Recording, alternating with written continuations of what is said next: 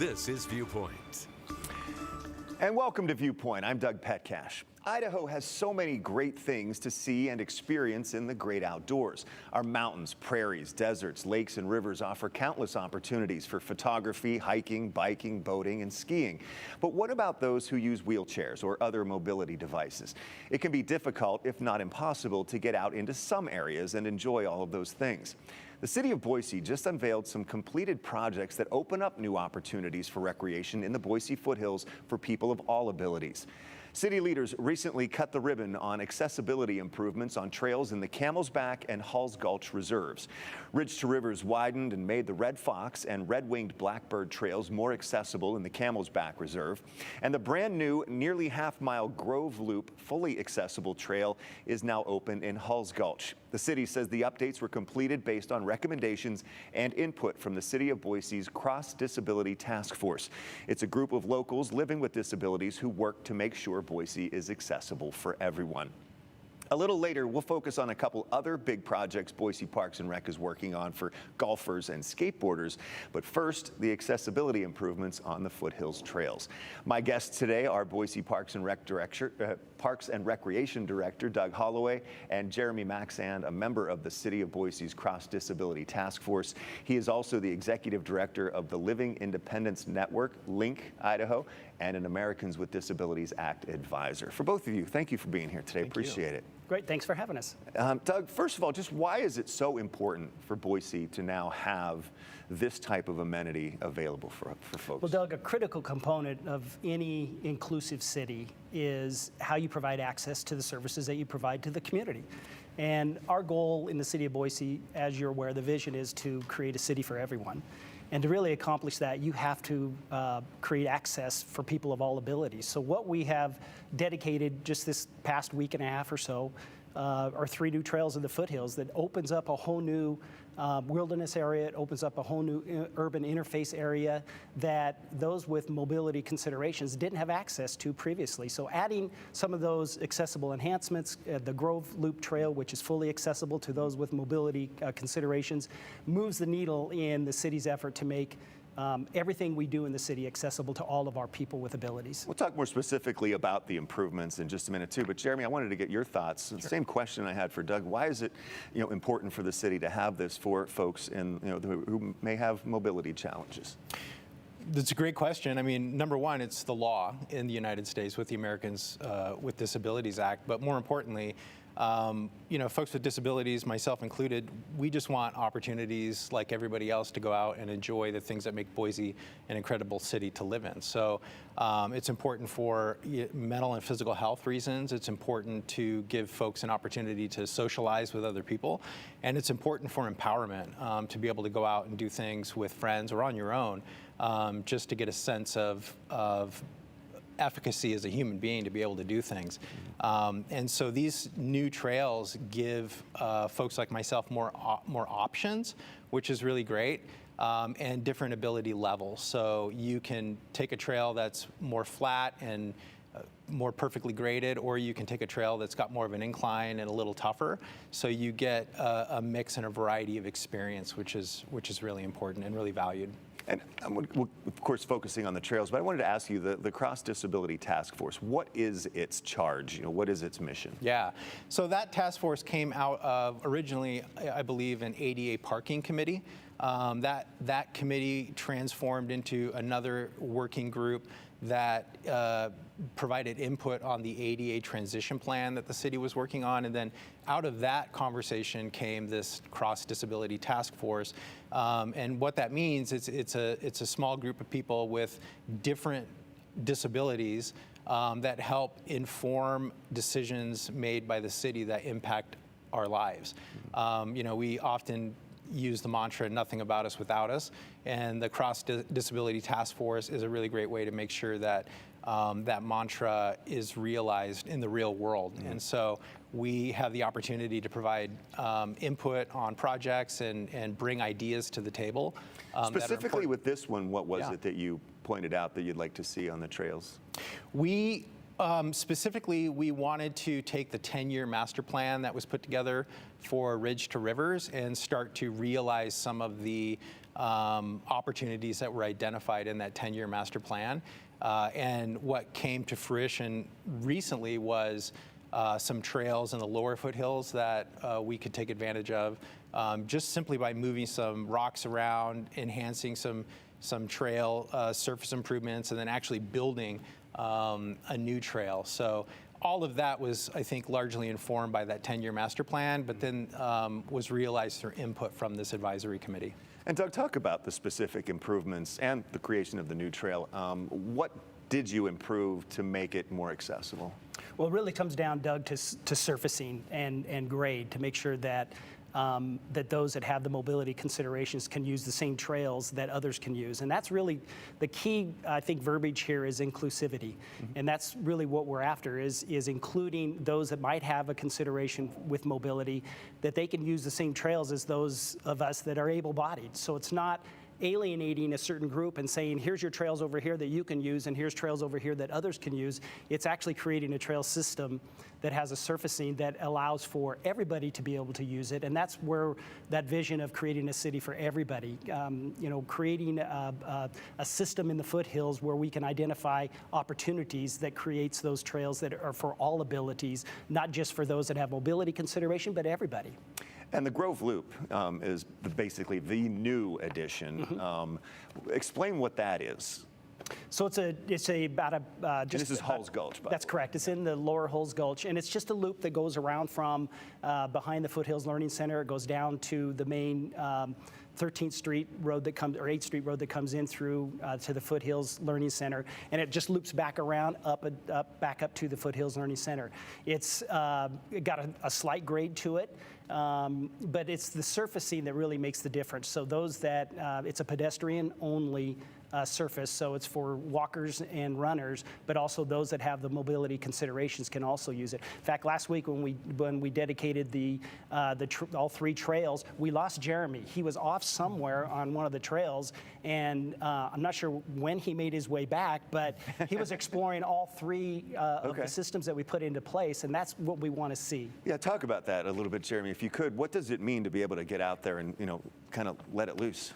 Yeah, so I mean, if you're just using a regular manual chair or a power chair without adaptive equipment that attaches to that chair, having a really good surface that's smooth with not a lot of rocks and things on it makes traversing trails in the foothills really safe and comfortable, so you have a good experience. If you have rougher trails with different grades, you can also use adaptive equipment on your chair that changes kind of the functionality of it and what you can actually do. And so these trails are great because it gives you a lot of variety to use equipment, adaptive equipment or not, or just to go out on a lunch break and use a trail just as is. So. These trails are great too because they give you a lot of diversity, even though they're not miles and miles and miles of trails. They give you a lot of diversity in terms of what you experience, what you see. There's good shade. There's some open space. It's a great spot to watch birds and other wildlife.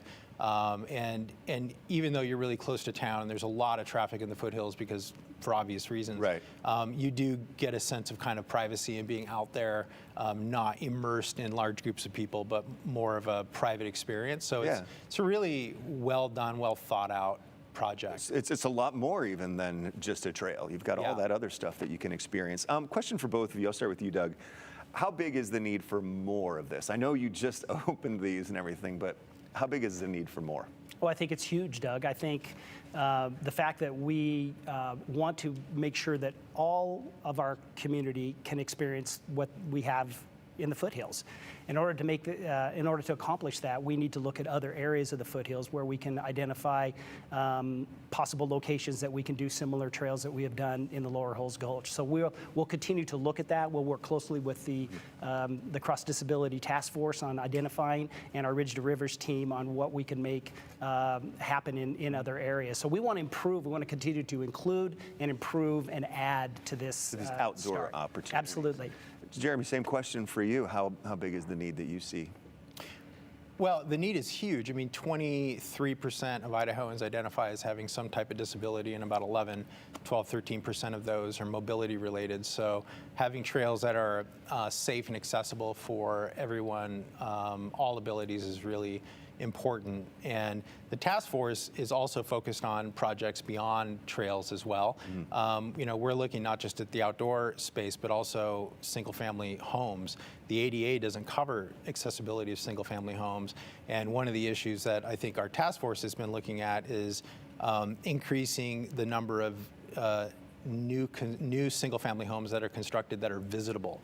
So instead of being able to get into my home, I could get into other homes in my neighborhood and have a true integrated experience rather than being isolated in a single-family home that is the only accessible home in my neighborhood. And we're building tens of thousands of homes in Idaho, and we're building a lot of people out of communities, and we need to really think hard about how we're addressing issues of access, not only in the outdoor spaces, but also in our residential living spaces. And you told me earlier off camera that the task force has been around for a couple of years now. And so do you really feel like it's become a cohesive unit that's focused on making the city even more accessible? Yeah, we've got a fantastic group right now with a variety of different types of disabilities. And the thing that is really great about this group is everybody, you know, I like to advocate for somebody who might be blind or low vision, and somebody who's blind or low vision is advocating for somebody who might be deaf or hard of hearing. And so it's a really interesting dynamic, and I think ultimately we're stronger when we collaborate, and we're stronger when we work together and support one another. That's awesome. Jeremy, thank you so much for being here today to talk about this big project. I'm going to continue the conversation with Doug when we come back from the break about a couple other things that Boise Parks and Rec is working on, some other big projects. Next, we'll look at a couple of things that are in the works right now. One, big skate park. Another, something to do with golf. Just a little project out at Warm Springs. We'll tell you about it in a minute. Dear road rivals, you may have four wheels, headlights, and a similar build, but our resemblance ends right there. You see, the Camry's been named best-selling car in America. But cheer up, wannabe twinsies. If you try harder, maybe you can catch up. Later, Toyota. Every new Toyota comes with Toyota Care, our no-cost maintenance plan with roadside assistance. Visit your local Toyota dealer to learn more. Reserve yours at Toyota.com. Toyota. Let's go places. Attention cancer victims who use the weed killer Roundup. A federal jury unanimously found that Monsanto's popular weed killer Roundup was a substantial factor in causing cancer. You may be entitled to substantial compensation. If you or someone you love used Roundup and were diagnosed with cancer, call the number on your screen now. Don't wait. There may be time deadlines to file a claim. Call 800-505-9892. That's 800-505-9892. Hungry Root is here. And I needed it because my fridge is super empty. I'm gonna open the box. That's the exciting part. Hungry Root came through. And my refrigerator is packed.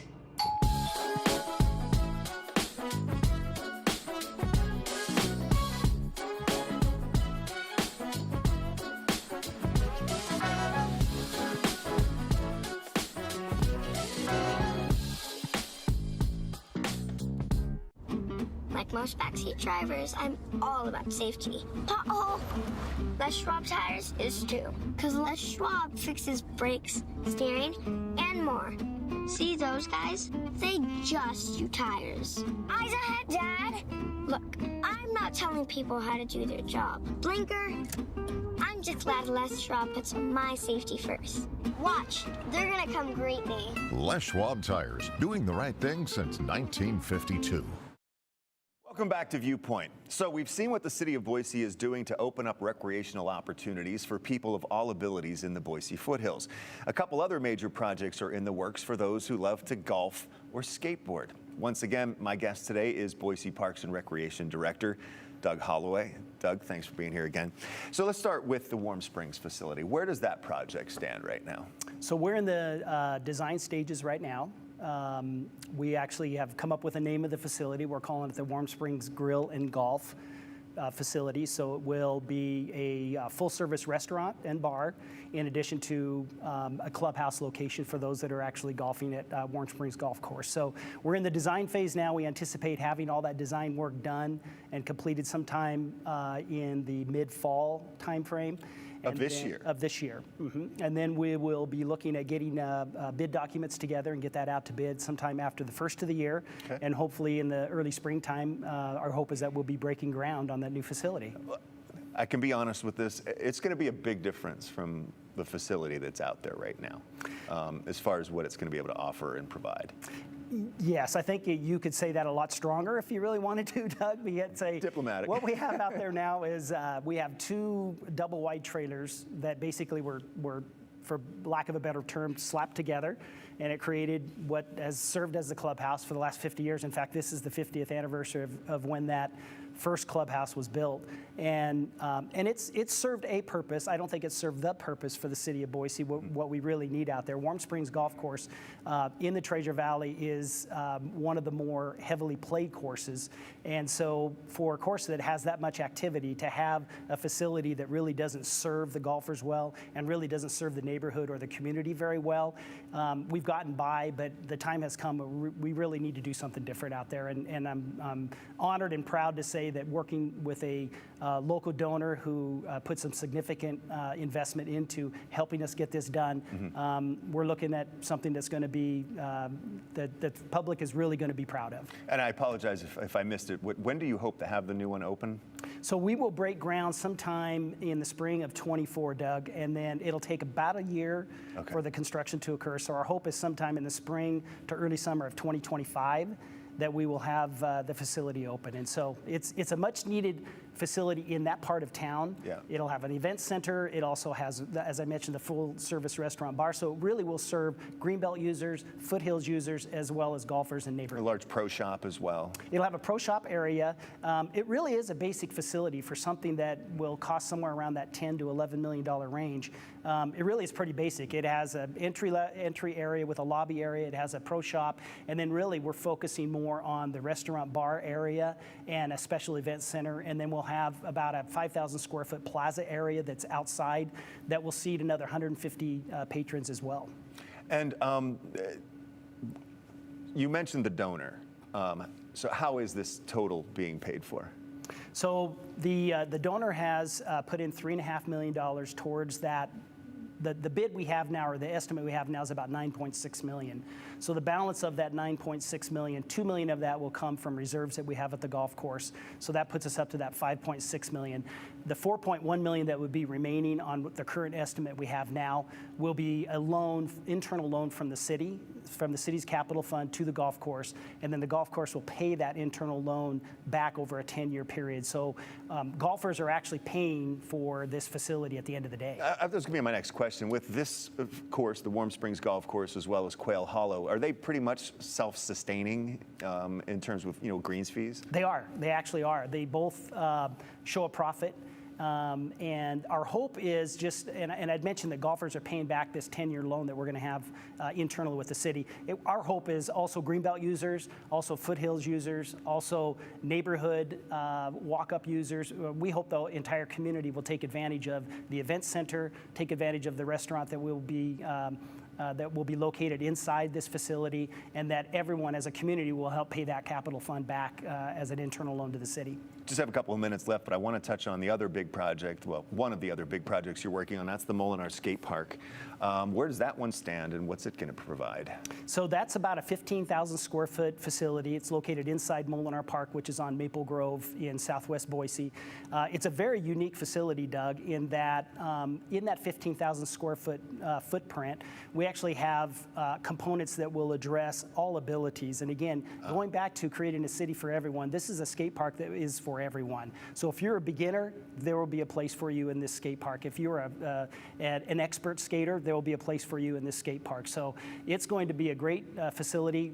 We really didn't anticipate having this facility built anytime soon, but again, generous donation from the J.A. and Catherine Albertson Family Foundation is actually paying for the cost of building the facility, and we anticipate dedicating this the 1st of August.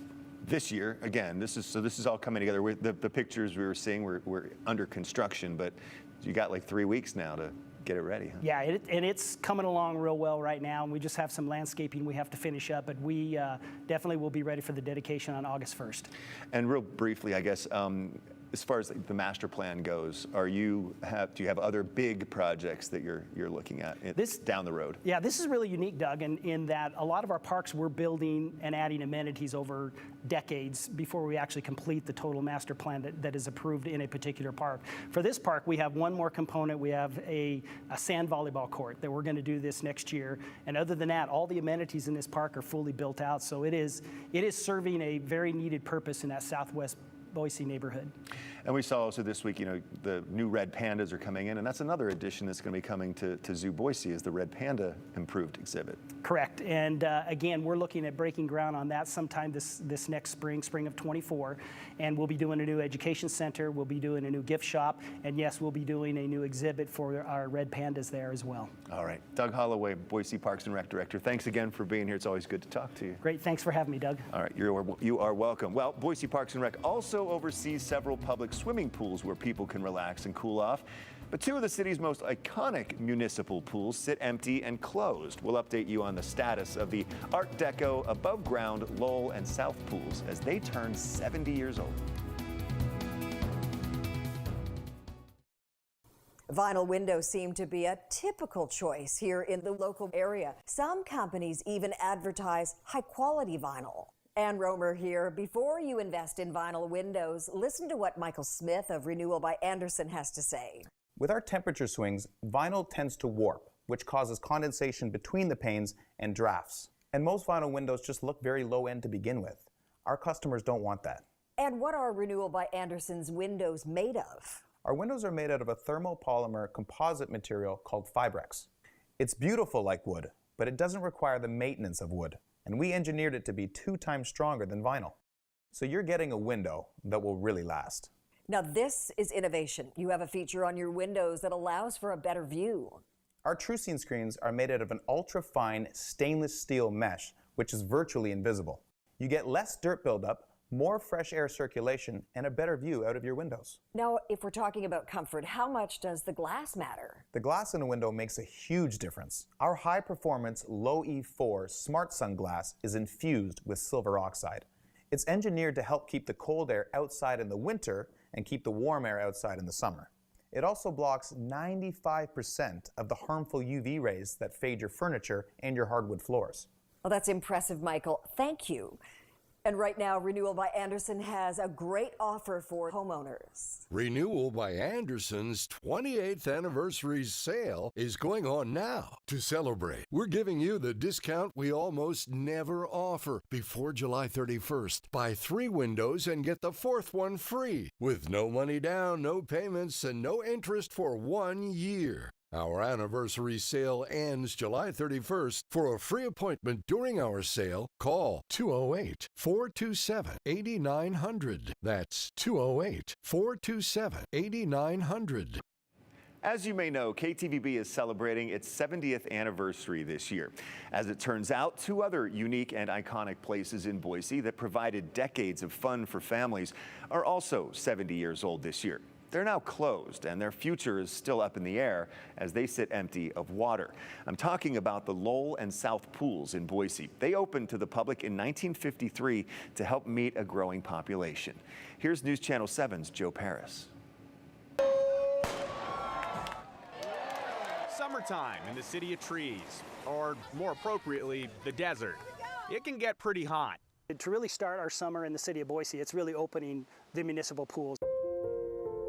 Prior to 1953, the city of Boise had just one pool for its approximately 35,000 residents. It opened in 1892, but it gradually became too small to serve the growing city. It was also too far for some, as the city continued to expand west. They saw this before it became a problem. For 20 years, citizens and civic organizations campaigned for a city-owned and operated public swimming pool. There was a push by the administration at the time to pass a bond in the city to be able to update the natatorium and then build 2 new pools. In 1952, it was put on the ballot. Should the city of Boise spend $200,000 to modernize the natatorium and build 2 new public swimming pools? The voters said yes. The bond passed, the funding was put in place, and so that's how South and Lowell really became. They're called South Pool and Lowell Pool, but the actual architecture itself really is just to identify this is a municipal pool, which was really a big catchphrase back in the 50s and 60s for public pools. They were always referred to as municipal pools. Their names come from the schools nearby, South Middle School and Lowell Elementary School. Construction began almost immediately. The city of Boise selected a pool engineer by the name of Wesley Bintz. And he had a unique design of an above-ground pool that were fairly popular at the time. They were believed to have a smaller footprint than traditional pools. Similar to architecture today, if you build a 2-story building, you need less land mass to go up as opposed to go out. And so the concept was very similar in the 50s and 60s when it came to pool design. You didn't need as large a footprint to do an above ground versus an in-ground. The facilities were also unique. Bathrooms and locker rooms and the check-in desk were located beneath the pool deck. Boise company, Jordan & Sons, was hired to construct them. The pools have identical entrances and feature Art Modern design elements. It's just the actual outside Art Deco piece to this where it says municipal pool. It's very unique. We've seen that same kind of design has been used in other bins designs across the country.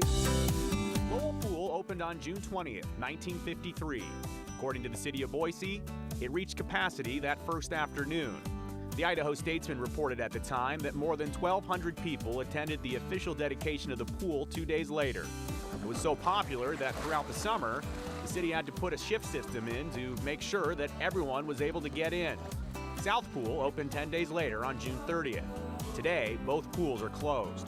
They closed in 2020 because of the pandemic. And despite calls from the community to reopen them, the pools have remained closed for a number of reasons, including what the city says are deficiencies and safety issues. There's a number of people that have a real desire to preserve the historic nature of the pools. They grew up swimming here, their children did, their grandchildren did, and so there's really a unique perspective that a number of our users have. Boise Parks and Rec did community outreach about the pools last spring. They say their results show most people want to keep the pools as they are. Unfortunately, in order to do that, they need to be brought up to code and correct several ADA issues. The cost, about $2.4 million per pool. That number is likely higher as the estimate was made in 2021. Boise Mayor Lauren McLean and City Council have not made a decision on the fate of the pools. Parks and Rec says right now the funding just isn't in the budget to make the repairs. Once it is, that's when a decision could be made. That's all of our time for this week's Viewpoint. Thank you so much for watching.